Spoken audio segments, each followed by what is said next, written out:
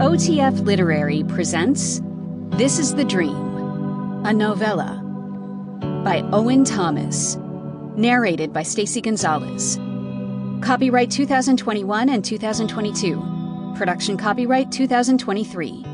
All rights reserved by the author.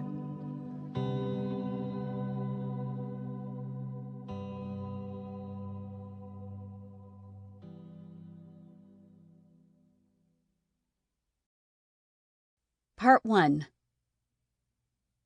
This is the dream. I'm in the science lab. I sit hunched on one of those tall metal stools in the back of the room. I'm at a long, heavy black table that seems like maybe it was built to hold a full-sized dead person, and not a few tiny frogs in their little plastic trays. I'm wearing the Van Halen t-shirt my mother hates, denim skirt, black Converse sneakers. I don't know where my purse is. You don't need purses in dreams. I'm bare-legged and not wearing underwear.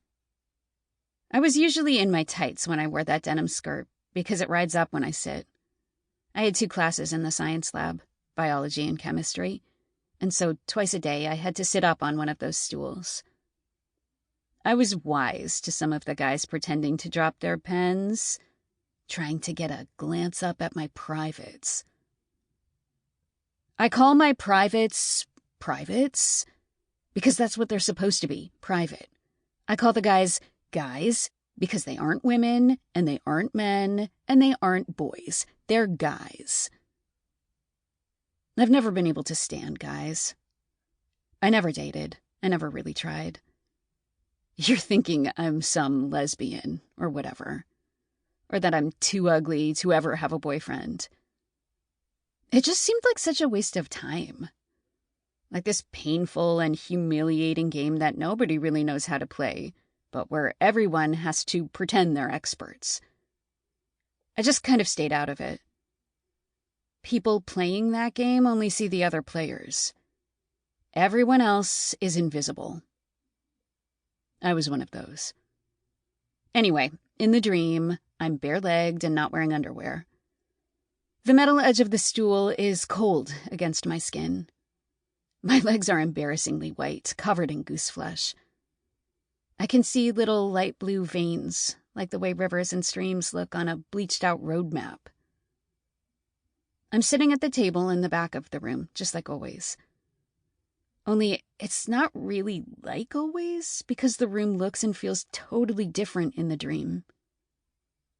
Someone has removed the middle partition wall, so the room is twice as wide as normal, as if God decided to unfold the world and suddenly everything is double, like an ink blot on an unfolded page. 2 sinks, 2 blackboards, 2 sets of equipment cupboards for the Bunsen burners and scalpels and microscopes. Identical periodic charts on each side of the room. 2 long tables that could have held 2 dead bodies. I half expect identical Mr. Mackenzies to walk in the room from opposite doors, wearing identical black plastic glasses and putty-colored sweater vests, offering a reminder in stereo about something having to do with isotopes. I say I half expect it.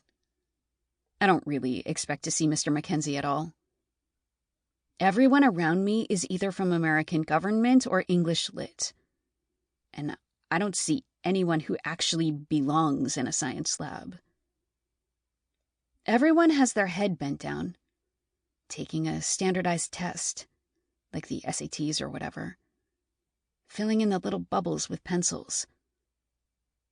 The test form in front of me is mostly blank. My pencil doesn't work. It's not broken. It just won't make any marks on the page. Like the lead tip is fake. So I raise my hand to complain. That's when I feel a hand on my arm. I put my arm down and look up to see Mr. Mackenzie, just one of him, looking back down at me with disappointment all over his face. Sample complete. Ready to continue?